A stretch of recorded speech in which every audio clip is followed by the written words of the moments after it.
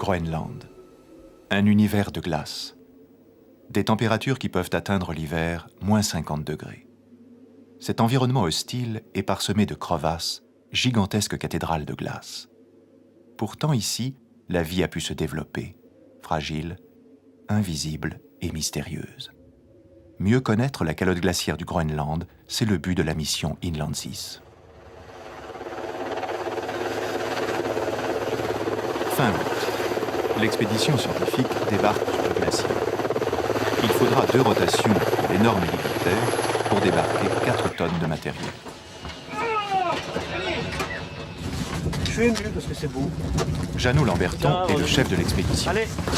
Chercheurs, spéléologues, médecins et même plongeurs sous-marins, en tout, une quinzaine de personnes participent à l'expédition. Finish.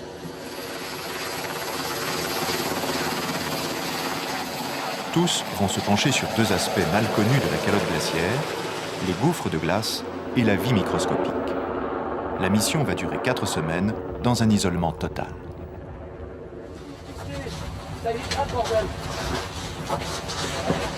Luc Moreau est glaciologue.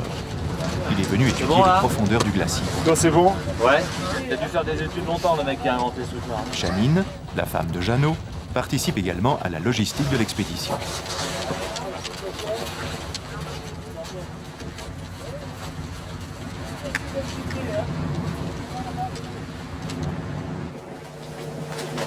Alain Coutet est spécialiste des algues. En 25 ans, il les a recensées et étudiées un peu partout sur la planète, jusque dans le bénitier d'une église. Mais c'est la première fois qu'il participe à une mission arctique. Sandra McInnes étudie les animaux microscopiques des milieux polaires. On peut mettre des choses dedans. Elle vient de Cambridge et fait partie des premières femmes à être allées sur une base de recherche anglaise de l'Antarctique.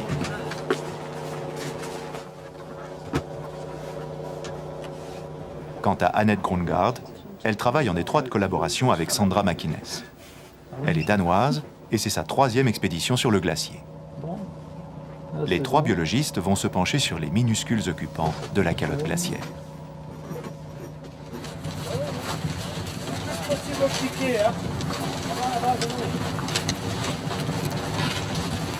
Le Groenland est situé dans le nord de l'océan Atlantique sous le cercle polaire. C'est la 3e île du monde. Mis à part une mince frange côtière où vivent moins de 60 000 personnes, elle est entièrement recouverte par un immense glacier dont l'épaisseur atteint 3800 mètres. L'été, le soleil brille 24 heures sur 24. La température atteint une quinzaine de degrés.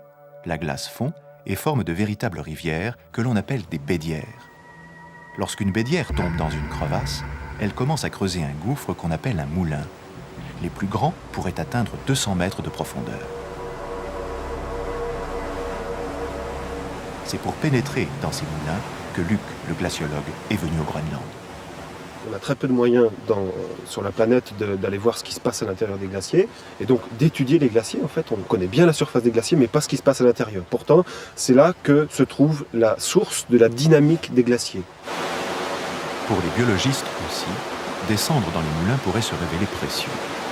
La vie qu'ils vont observer en surface s'est peut-être glissée dans les profondeurs. Pendant ces repérages, Jeannot Lamberton a porté son choix sur un moulin qu'il a baptisé Minic. Le camp a été installé juste à proximité. Dans un camp, dans un secteur de travail. Et t'as un petit Cette mission est un beau mariage entre le sport et la recherche scientifique. Grâce à l'expérience de Jeannot et son équipe de spéléologues, les chercheurs pourront descendre dans les moulins en toute sécurité. Jeannot découvre son moulin. C'est la 7e fois qu'il vient au Groenland. Explorateur et grand coureur de glacier, ses premières expéditions avaient pour but de battre le record du monde de profondeur sous la glace. Objectif atteint en 1993, moins 173 mètres. Cette année, la priorité est à la recherche scientifique, mais Jeannot pense que ce moulin lui permettrait de battre son propre record.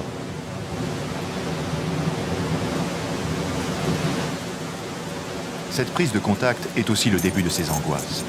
Pour pénétrer à l'intérieur d'un moulin, il faut que la bédière gèle. La période de la mission a-t-elle été bien choisie? Malheureusement, on ne connaît pas exactement les caprices du temps. Ça, je pense que si dans la logique et l'expérience des expéditions depuis 89, on est dans la fin de la fonte, début de retour des grands froids, donc 1-10 nous permet de descendre. La période d'exploration d'un moulin est très courte. Dès que la Bédière ne coulera plus, il commencera à se refermer. La glace, sous la pression de son propre poids, se comporte comme une pâte visqueuse. Après quelques jours, il ne sera plus possible de descendre aussi profondément.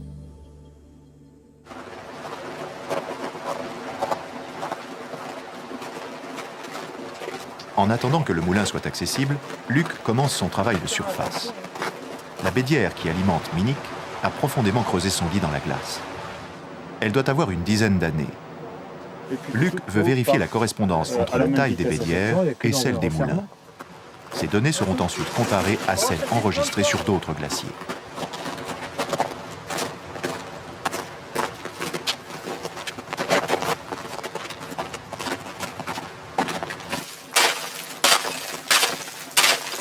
Pour évaluer la hauteur d'eau, un homme doit se placer sur une corde au milieu de la Bédière. Mais il fait chaud et la glace est très abîmée. Les broches tiennent mal. Impossible.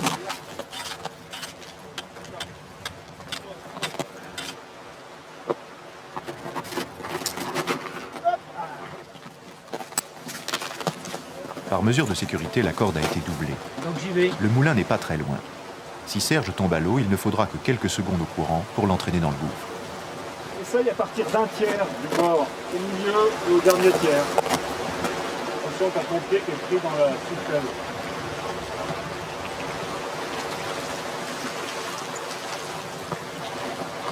1m90. Voilà, 2 mètres, ok. On dirait un crapaud comme ça. On va faire les mesures de vitesse. Dis attends, je te donne mon top parce qu'en fait, je vais le lancer en amont et je te donnerai le top quand il passera devant moi. Ouais.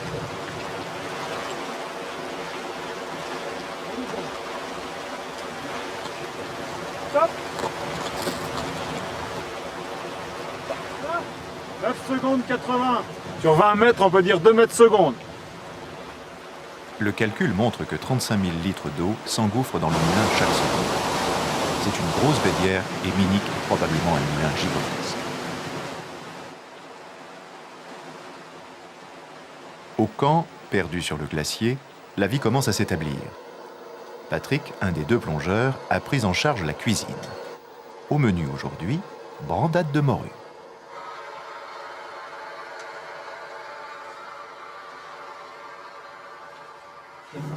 Dans la tente laboratoire, les biologistes aussi prennent leur marque. Ils veulent comprendre comment la vie résiste aux conditions extrêmes de la calotte. Pour cela, ils vont recueillir des centaines d'échantillons, dont certains seront étudiés sur place. À première vue, un glacier ressemble à un désert.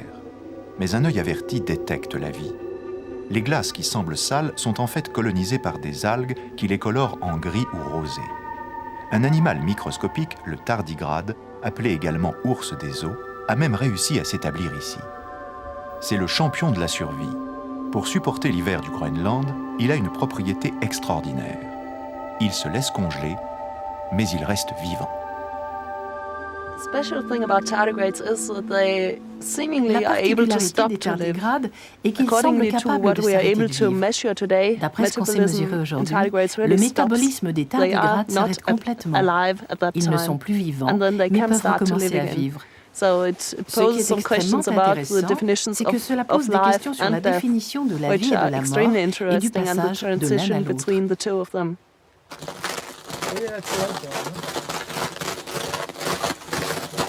Les chercheurs sont impatients de faire le premier prélèvement. Mais les spéléologues doivent d'abord leur apprendre les dangers du terrain. Cette région du glacier est truffée de crevasses et d'anciens moulins dissimulés par la neige. Jacques, c'est dangereux là ou quoi? Non, il faut faire attention où l'on passe, c'est tout. Hein. C'est pour ça que vous allez voir devant un petit peu l'itinéraire. Il y a des passages assez délicats parce qu'il y a un ensemble de bédières qui sont aussi couvertes. Et donc, là, on risque de passer à travers, c'est tout.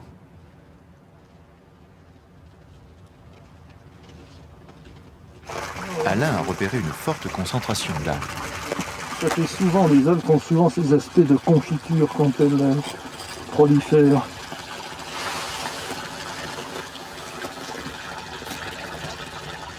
C'est super donc comme échantillon. Parce que vraisemblablement, on n'a que l'algue ici. Il n'y a pas de contaminants, de minéraux, de choses comme ça. Et cette teinte très sombre qu'on a ici, elle vient du fait qu'il y a des milliards sans doute de cellules. Alors il y a une partie verte à l'intérieur qui fait la photosynthèse. Et la partie violacée, c'est un pigment qui est fabriqué par la plante pour se protéger soit du froid, soit du soleil. C'est un peu comme un bronzage. C'est un peu comme surtout une crème de protection contre le soleil. Annette et Sandra se concentrent sur une particularité de la calotte glaciaire, les trous de cryoconite. Les vents déposent ici et là de minuscules particules, mélange de poussière et de débris végétaux, que de petits ruisseaux regroupent pour former ce qu'on appelle la cryoconite. Du fait de sa couleur foncée, elle capte mieux le rayonnement solaire et fait fondre la glace sur laquelle elle repose. Elle peut ainsi creuser des trous de près d'1 mètre de profondeur.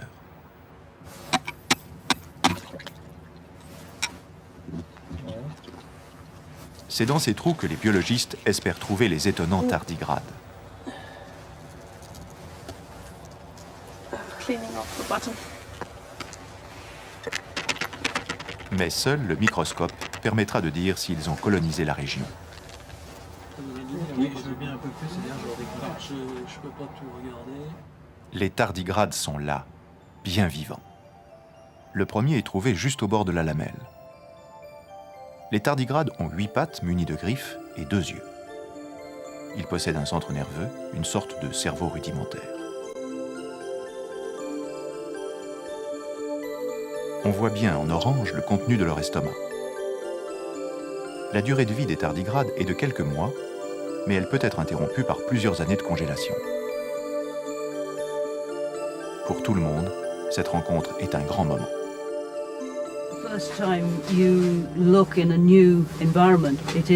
La première fois qu'on étudie un nouvel environnement, c'est toujours excitant. Qu'est-ce qu'il y a ici? Qu'est-ce qu'on va y trouver? Et ensuite de découvrir, de réaliser que ce que tu vois, tu n'as jamais vu avant. Cette sensation, c'est absolument fabuleux. J'ai entendu parler des tardigrades. Mais c'est la première fois que je les vois. Ils mesurent combien? 0,3 mm. Gosh, ça fait 3/10 de 300 millimètre. microns. Yeah. I think they're fabulous. I first met them Je at pense qu'ils sont university. fabuleux. La première fois que j'en ai entendu parler, c'était à in a l'université. course that I was Oh, j'en suis tout de being suite tombée taught. amoureuse. And Je les trouve I just fell in love formidables. with them. I think they're brilliant.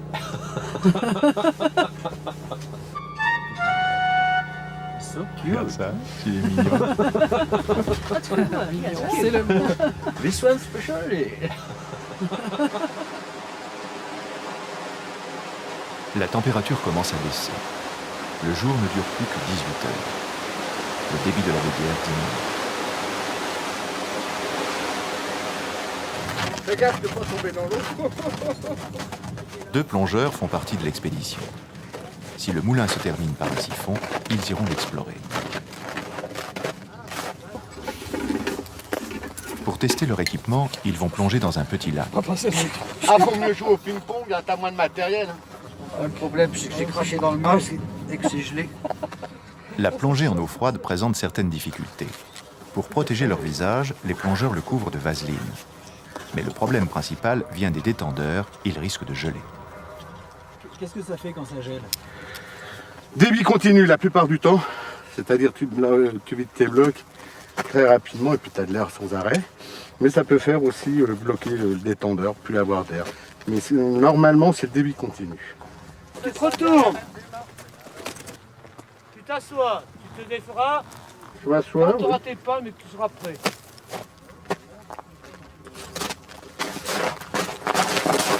Ah, Allez, go!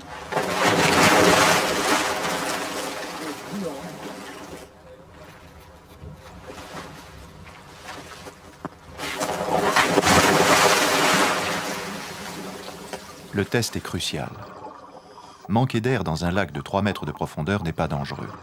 Mais si une panne se produit au fond d'un boyau immergé, les plongeurs n'auront aucune chance de remonter à la surface. Ils doivent donc vraiment pouvoir compter sur leur matériel. Rapidement, la glace s'agglomère sur les détendeurs et les premiers problèmes apparaissent.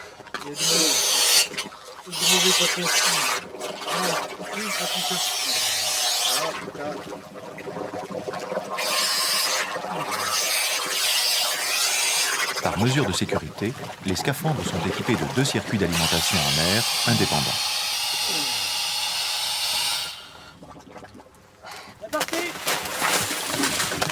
Patrick est d'une robuste constitution.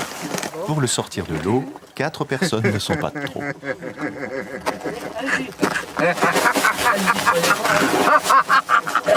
Allez, con!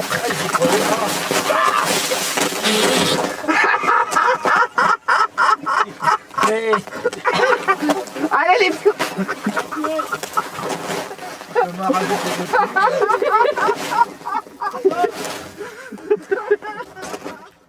Non, mais comme ça cache pas quelque chose. Il a sorti que ses cheveux.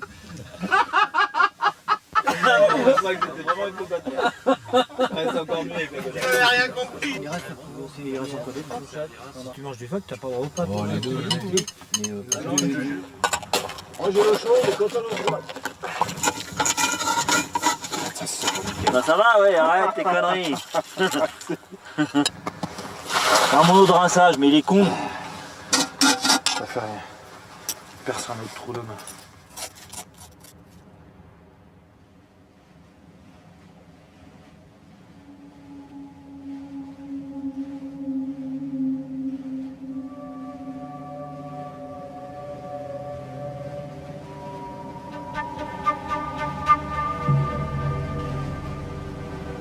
Cela fait maintenant 1 semaine que nous sommes arrivés. Le débit de la bédière de Minic a sensiblement diminué.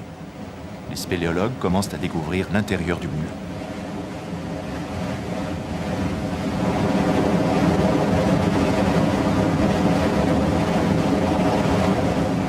Il est impossible de descendre plus bas à cause des embruns de la chute. Il constitue un danger mortel. Respirer un air saturé en particules de glace peut conduire à l'asphyxie.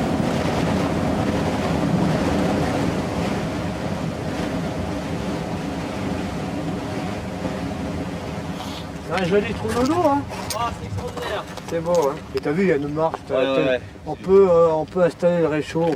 Par contre, après la terrasse, ça tape juste en dessous de la terrasse, t'as vu? L'eau La flotte. Ah bah oui, oui. Waouh, mais alors c'est balèze, hein. Le moulin est prometteur, mais il est impossible de descendre au fond maintenant. Le temps passe et les jours sont comptés. Il faut chercher un autre moulin pour les scientifiques.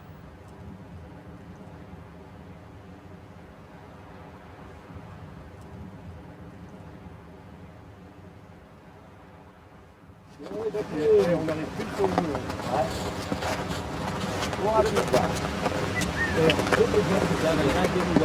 Les moulins sont nombreux autour du camp, mais la plupart sont encore en eau. Il est collé en plus. Luc profite de ces reconnaissances pour continuer ses comparaisons entre les bédières et la morphologie des moulins. Il y a de quoi tenir à 2 facile là. Ouais, il me semble. À 10 mètres. Super. Vite, rien. Je pense bien que je vais pas te laisser aller en bas tout seul. Hein.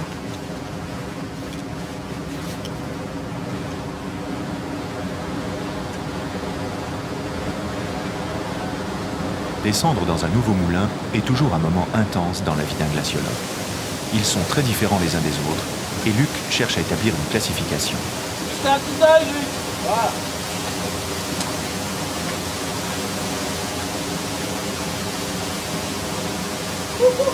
Attention aux embruns parce que ça souffle pas mal.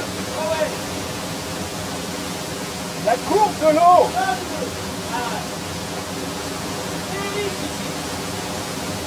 Une fois de plus, un mur liquide interdit l'accès aux profondeurs du moulin.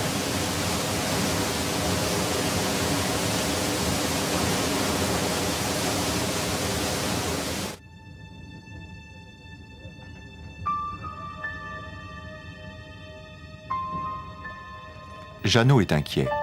Les travaux scientifiques de surface prennent un rythme régulier, mais il s'est engagé à faire descendre les chercheurs dans les entrailles du glacier. 2 semaines se sont déjà écoulées. Les recherches doivent continuer.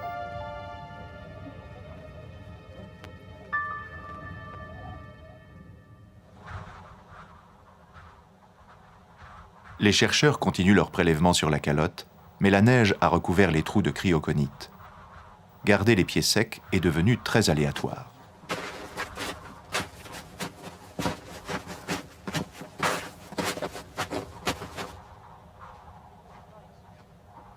Sandra travaille également sur l'environnement des tardigrades.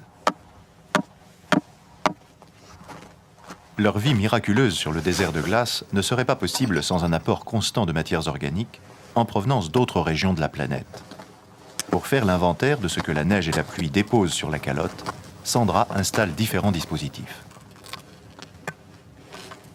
Right. That's number one setup. Elle a également mis au point un système pour capturer les particules emportées par le vent. Un petit moteur va faire tourner 2 aiguilles enduites de colle. Tout ce qui passera à proximité sera intercepté. L'idée est de laisser ça tourner pendant 24 heures, puis de remplacer ces aiguilles par de nouvelles. Pourquoi? On va trouver des particules, des algues, des champignons microscopiques. On va probablement trouver de la poussière de cryoconique qui flotte dans l'air. Il n'est pas impossible qu'on attrape un tardigrade. There's a possibility we might find a tardigrade, I don't know. Un tardigrade pourrait être emporté par le vent. Wind? Oh yes. Ah oui. They can fly. Ils volent presque. Flying is not a term I would use, but they can be lifted in the wind, yes, and moved around. Mais ils peuvent être emportés par le vent, oui. Et c'est une des théories les plus courantes sur la façon dont ils colonisent de nouvelles régions. Colonize different areas.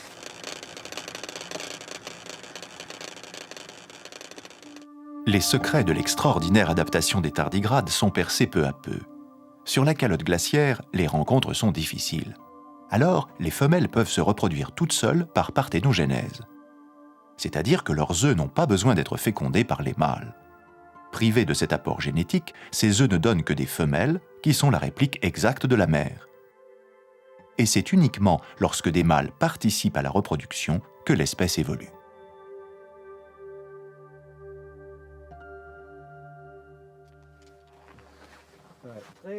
Enfin, après plusieurs jours de recherche, Jeannot a trouvé une porte d'accès au monde des profondeurs. Un moulin moins important que Minnick, mais accessible immédiatement. Luc l'a baptisé Louisa. Les 2 hommes vont l'équiper. Paradoxalement, dans un moulin, le plus dangereux n'est pas la chute, mais de recevoir un bloc de glace. Jeannot va faire tomber les morceaux qui risquent de se détacher.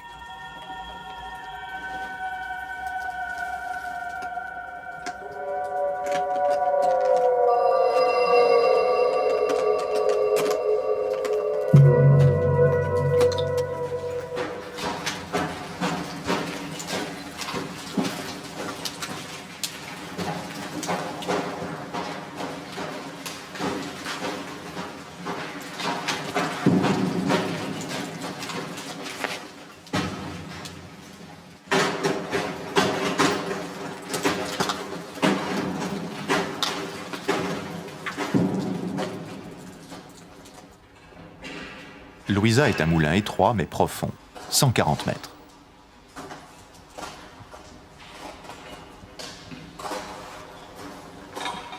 En bas, des forces titanesques sont à l'œuvre.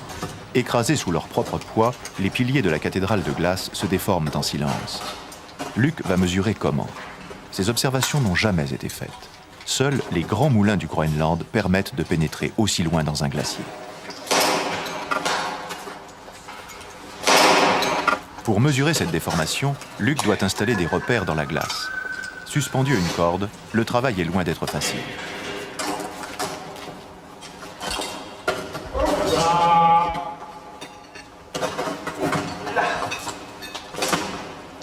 Pris sur le vif, le mouvement de ces gigantesques masses de glace sous pression permettra de mieux comprendre comment vivent les glaciers de notre planète.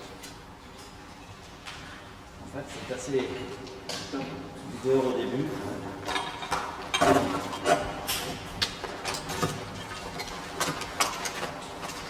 Voilà, on a un repère. T'es prêt, Serge? Je suis toujours prêt. Non, tu bouges pas. Écoute, on va faire la mesure. 6 mètres 46. 6 mètres 43. 6 mètres 43. Ok, c'est bon? Pour suivre l'évolution de Louisa, Luc et Serge effectueront les mesures chaque jour. Mais peut-on vraiment parler d'une corvée?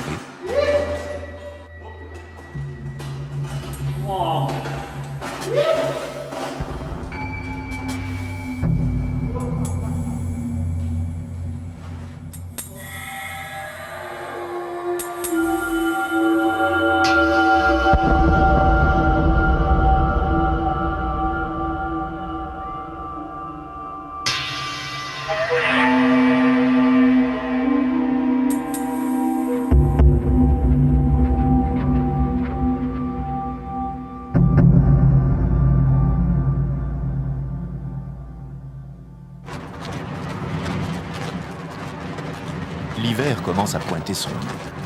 La température est nettement descendue. Les occupants de la calotte se préparent au retour des conditions extrêmes. Dans ces prélèvements, Annette trouve désormais des tardigrades figés dans la glace. Dans la tente laboratoire, les biologistes assistent au miracle de leur retour à la vie. Réchauffé par la lampe du microscope, celui-ci commence tout juste à bouger.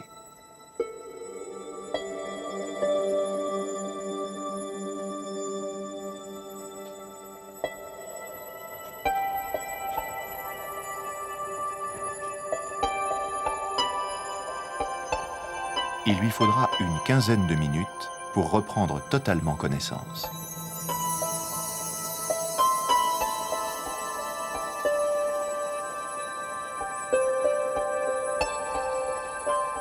On sait que les tardigrades peuvent résister à des températures proches du zéro absolu, moins 273 degrés. Pour que le gel ne fasse pas éclater leurs cellules, ils se déshydratent complètement. Une particularité rarissime dans le règne animal qui reste un mystère pour les biologistes.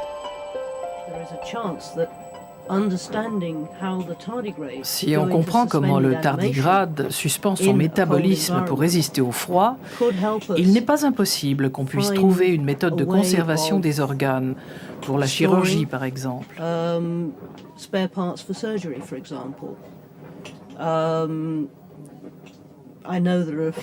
Il y a bien sûr des gens qui voudraient conserver le corps humain tout entier, dans le but de le ranimer en 2000, je ne sais combien. Mais je pense que ça, c'est un peu trop de la science-fiction.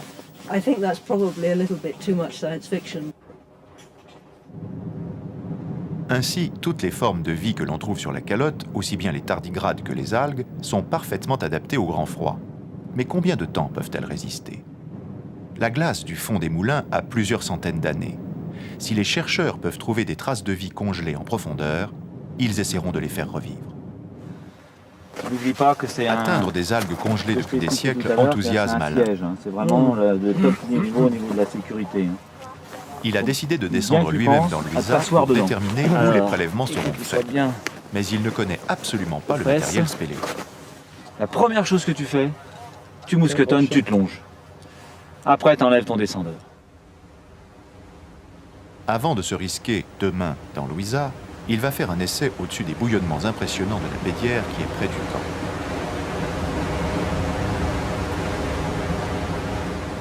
D'accord.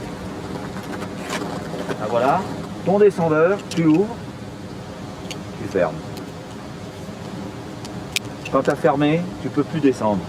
Ok ? Par exemple, toi pour une raison ou une autre, je loupe un truc, je loupe une marche. Rien. Ok ? Ok. Je t'attends en bas. C'est la première fois là. C'est la première, j'espère que ça ne sera pas la dernière. Ok ? Voilà, on équilibre, on a tout fléchi un peu des jambes. Super. Comme tous les débutants, l'appréhension du vide conduit Alain à une certaine raideur. Janine, la femme de Jeannot, est déjà descendue dans un moulin. Elle comprend bien son angoisse. Mais après quelques instants sur la vire, des algues prises dans la glace attirent déjà son attention. La passion de la science reprend vite le pas sur la tête. La poudre noire sur le doigt. Ce soir, le Groenland va présenter un de ses plus beaux spectacles. Les lueurs vertes d'une aurore boréale. Oh là là! Oh là là, regarde ça, il s'est gelé! Regarde ça, regarde ça! Ah ouais, c'est fabuleux. C'est magique. Salut tout le monde! C'est froid, hein? Malgré une température extérieure de -15, le moral est bon. Pour Alain, c'est le grand jour, le gouffre de glace l'attend.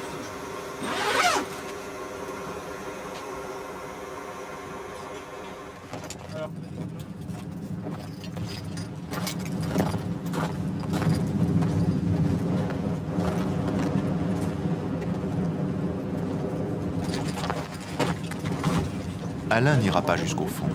Il n'est pas suffisamment entraîné pour une telle descente.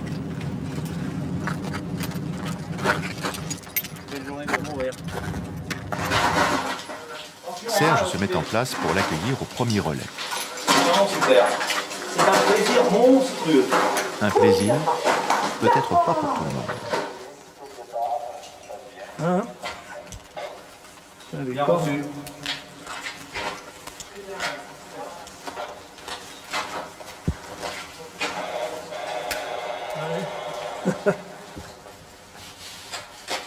Dans ces moments-là, il faut avoir vraiment confiance dans le matériel. Oups. Tu sais que le bourrier, là, il n'y a pas besoin de tripoter la poignée, ça glisse tout seul. Hein. Ouais. C'est vrai, hein? Descends tes pieds, ne te crispe pas, laisse-toi descendre tout doucement. Voilà.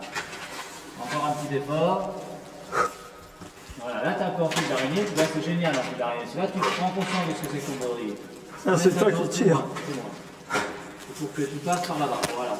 Un pied là, un autre pied au-dessus, et tu vas te retrouver dans la niche, face à la niche. Ok. Voilà, descends, laisse-toi descendre, maintenant tu y arrives. Encore un poil, vas-y, et va sur la marche que je t'ai préparée, voilà. Tu veux regarder un petit peu là? Tu peux te pencher, hein, t'es longé. Merde. Ah oui. C'est de la gueule, hein. Tu vois en dessous là, Alain et Serge examinent les parois du moulin. -90, Chaque alternance de strates représente une année et les parties les plus sombres correspondent. Ah ouais, d'accord. Ouais, hein? C'est là que l'on a le plus de chances de trouver des traces de vie. C'est sympa quand même. Ah oui, tout à fait, non? C'est une vraie cathédrale. Un petit coup. Ah bah je veux bien, oui. Et ça vaut le coup de descendre avec toi. Bon, ça, parce que quand même, je ne bois pas trop, il faut que tu me remontes. Génial. Les prélèvements en profondeur pourront bientôt commencer.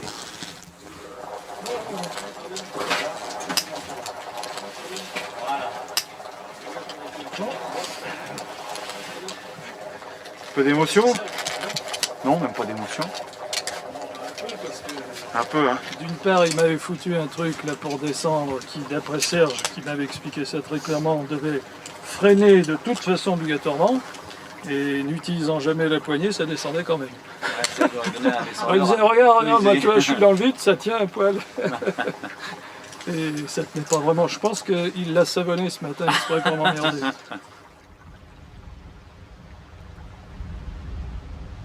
Cela fait 3 semaines que la mission est commencée. La température continue à baisser. Faire sa toilette demande de plus en plus de courage. Fais gaffe. Ah! Pas vrai, mais T'es un vrai traître, hein, quand même, hein.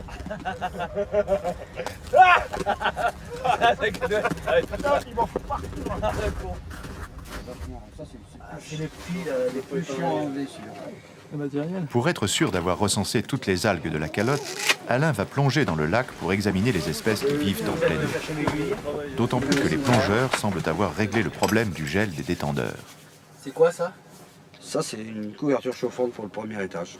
C'est-à-dire que j'ai du fil chauffant, tressé sur du néoprène, qui va venir coiffer le premier étage. Et puis ça devrait empêcher de geler, parce que comme il n'y aura qu'une petite couche d'eau, ça ne devrait pas geler. Ouais, on ne sait pas l'efficacité encore. Non. En fait, c'est toi le testeur, puisque tu es le premier à descendre aujourd'hui. Le cobaye. Ah non.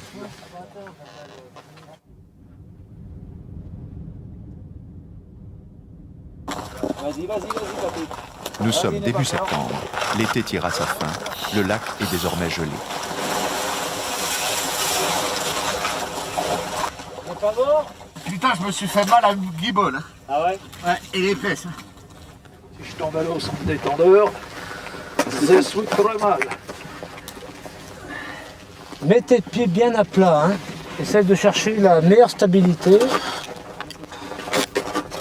Voilà, bien, bien.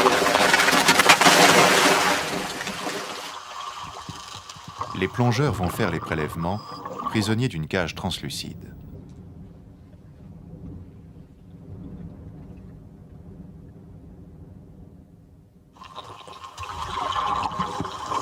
Les algues sont prises dans la glace. Pour survivre, elles sécrètent une sorte d'antigel et s'enferment dans une coque de protection. À la différence des tardigrades, elles continuent à vivre, mais au ralenti. Elles perdent alors leur couleur verte et peuvent résister pendant de nombreuses années.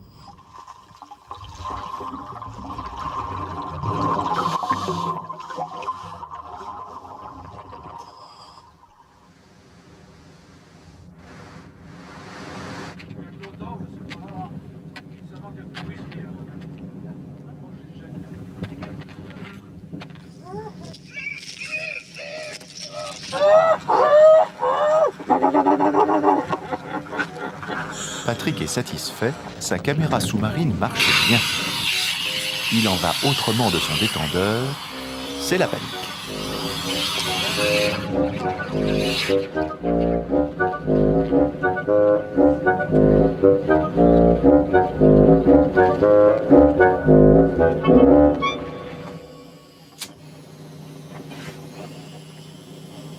À partir d'un banal tube de verre, Alain fabrique une pipette extrêmement fine. Hop, et là il se coupe. Donc maintenant il faut qu'avec l'un des deux je fasse un fin. Là j'ai un cheveu. Hein. Voilà. Là on a quelque chose qui doit être de l'ordre de 5 microns. Cette pipette lui permet de sortir une par une les algues prélevées dans le lac, car elles sont mélangées à des morceaux de cryoconite. C'est très joli ces petites algues. Il va y avoir au moins 2 espèces.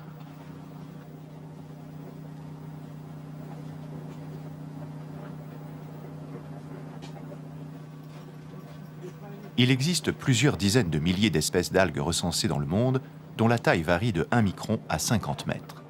Une dizaine seulement vivent sur la calotte glaciaire.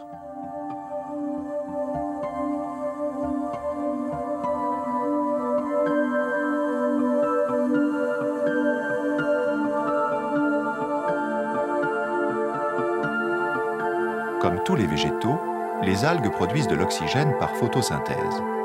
Du fait de leur grand nombre, elles en produisent plus que toutes les forêts réunies. Il est donc capital de les étudier et de les protéger.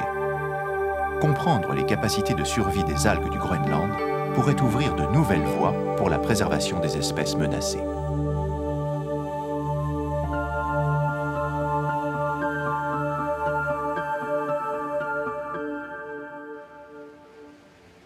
Jeannot est satisfait. Les chercheurs exécutent leur programme en toute sécurité. Le froid se maintient et dans une dizaine de jours, il sera possible d'atteindre le fond du moulin Minic. Jeannot envisage de ne pas repartir avec les biologistes pour battre son record du monde. Il descend pour préparer son itinéraire. Janine sait que désormais, rien ne compte plus pour lui. La passion de l'exploration a repris le dessus. Quand tu vas descendre Jeannot comme ça dans les trous, et que toi tu restes en haut, qu'est-ce que ça te fait? C'est vrai que je stresse un maximum. Je stresse moins depuis que je l'accompagne. Avant je restais en France, donc c'était encore pire. Et c'est vrai que d'être près de lui pendant l'expé, ça m'aide. Quand tu descends, c'est vrai qu'à chaque fois j'ai la peur au ventre. Mais quelque part, j'ai besoin d'être près de lui et lui aussi, je pense que ça l'aide. Comme dans les moulins, il y a la peur, toujours la peur. Il y a l'excitation. Oh merde! Il y a cette notion de se dire dans la tête, je vais dans un milieu où jamais aucun être humain a pu pénétrer. Déjà ça, c'est quelque chose de fantastique. C'est certainement ce qui est le plus beau. Et puis il y a cette euphorie, cette attirance vers l'inconnu qui nous pousse Et c'est là qu'il faut faire attention parce que c'est très très très important de ne pas dépasser cette limite.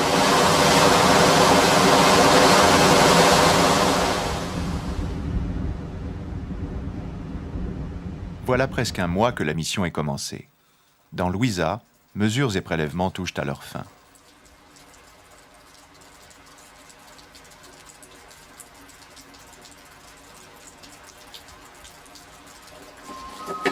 Aujourd'hui, Annette accompagne Luc et Serge pour superviser un prélèvement au fond du moulin. Pour chaque mètre descendu, elle remonte dans le temps d'une dizaine d'années. À la moitié du puits, elle plante ses crampons dans de la neige qui est tombée quand Christophe Colomb découvrait l'Amérique. Viens jusqu'à moi, viens jusqu'à moi. Viens jusqu'à moi. C'est arrivé. Superbe descente. Vas-y, donne du mou. Ouais.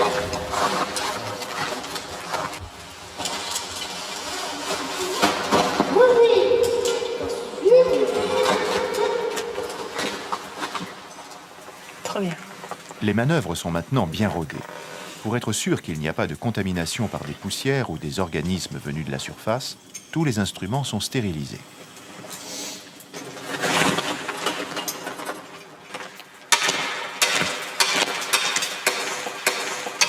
Pour cette même raison, Luc retire la couche de glace superficielle pour atteindre le cœur des strates.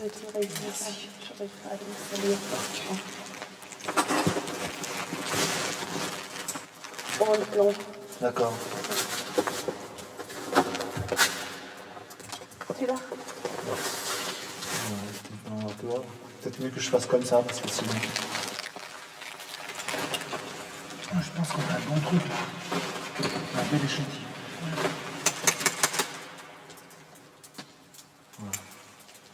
Tiens. Ces prélèvements sont faits dans les glaces les plus anciennes. Ils seront ramenés en Europe pour être analysés en détail. Mais les chercheurs font une première étude au microscope dans la tente laboratoire.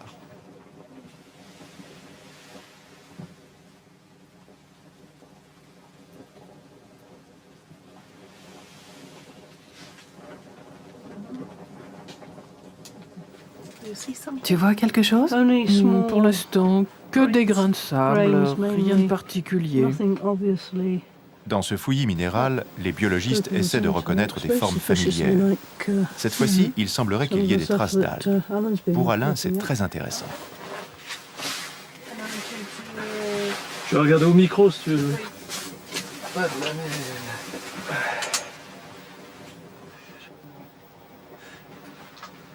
Ça ressemble, oui, il y en a une autre là en dessous. Alors qu'il n'y ait pas de tardigrade, c'est pas surprenant parce qu'il y a un tardigrade pour peut-être 500 cellules d'algues. Et ce qui est quand même intéressant, c'est qu'il y a des choses qui sont sûrement des algues. C'est une algue qui était gelée ou qui a fait une photosynthèse récente? Ah non, non, non, celle-là, elle n'a pas fait de photosynthèse récente. Elle a été prélevée dans la glace, à 90 mètres, si c'est toi qui y étais. Oui. Bon, donc elle n'a pas fait la photosynthèse depuis sans doute 1000 ans. Bon, le problème maintenant, c'est d'être sûr qu'elle est capable de la refaire. Donc ça pour l'instant, on n'en sait rien. Il faut mettre en culture. Et donc ça sera fait quand? Ah ben ça, il faut le faire au laboratoire. Il faut ramener les échantillons de carottes et au laboratoire mettre sur un milieu de culture dans des boîtes de pétri. Et on voit s'il se forme des petites taches vertes. S'il y a des petites taches vertes, c'est qu'on a l'algue qui a gardé ses potentialités vitales. Et ça, c'est très intéressant parce que personne n'a fait ce genre d'expérimentation. Ouais, génial.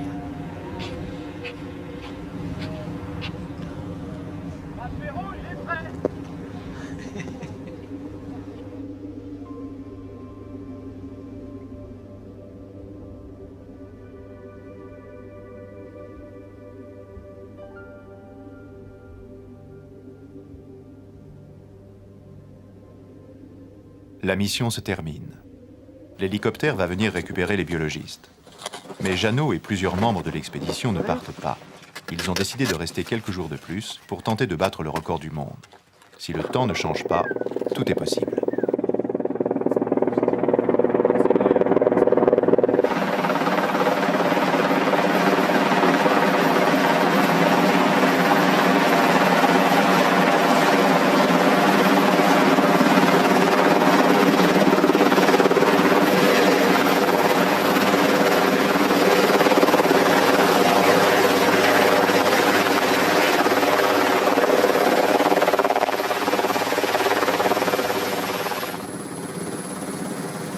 chercheurs sont contents. Grâce à Jeannot et aux spéléologues, ils emportent avec eux une belle récolte. Des centaines de mesures et de prélèvements qui vont demander des années d'études avant de livrer tous leurs secrets. Ces travaux permettront une meilleure connaissance de l'écosystème du Groenland, mais aussi des limites de la vie. Avec, qui sait, peut-être des applications inattendues dans d'autres domaines. Ainsi va la recherche.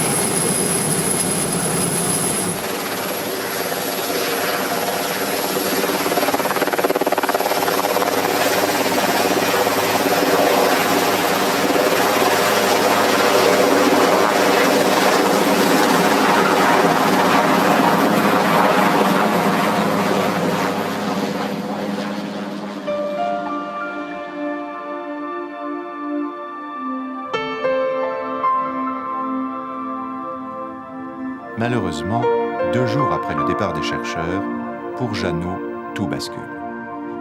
Les éléments se liguent contre lui. En quelques heures, la température passe de -15 à +12. Partout, la glace fond. Et pour couronner le tout, il pleut. Les rêves de record sont compromis. La Bédière, qui s'était presque asséchée, se transforme en torrent furieux. La situation est catastrophique. Si ça continue à pleuvoir comme ça, là, tu crois qu'on risque de pas descendre? Ah oui, ah, ça c'est évident. Hein. Il ne vaut mieux pas en parler parce que c'est quand même l'inquiétude de tout le monde. Hein. Là, le débit est pas mal revenu, on voit les embruns qui montent. Et je pense que ça peut s'arrêter aussi vite que c'est venu. S'il y a un coup de froid, c'est fini.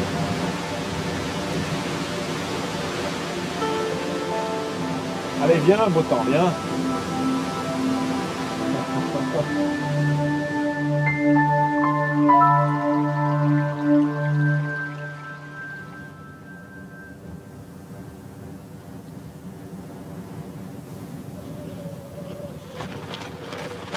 Quelques jours plus tard, un froid très intense est revenu.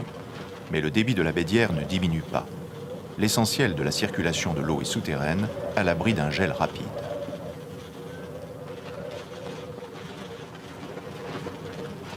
Il va falloir partir. Jeannot tente une dernière descente dans Minic.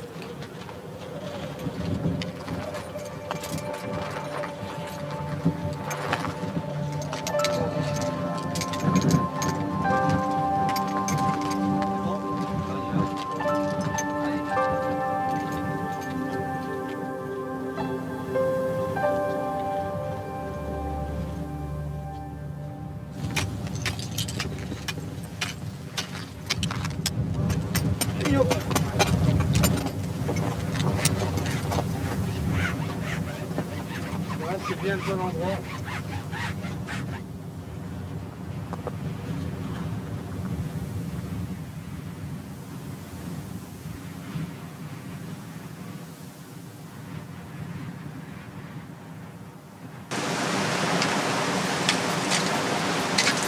Bien, je descends la vie en dessous, d'accord? Ouais, Jeannot, tu peux y aller.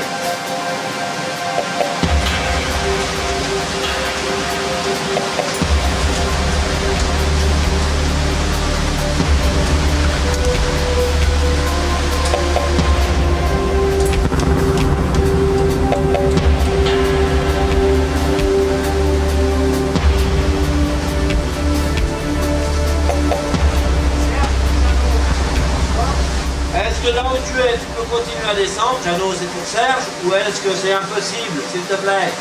Voilà, c'est quasiment impossible. Ça remonte dur, les endroits. La mort dans l'âme, Jeannot doit se rendre à l'évidence. Il n'atteindra pas le fond. Il doit renoncer.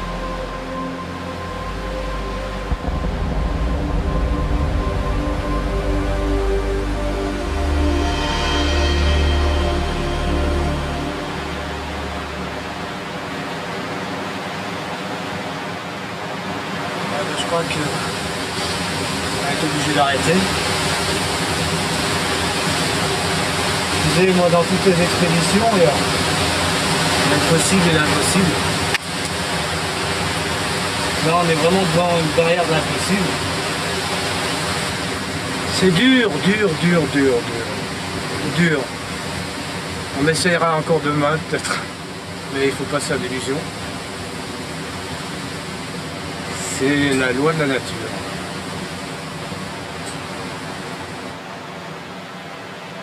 Pour essayer d'apercevoir le fond, Jeannot va lancer une fusée.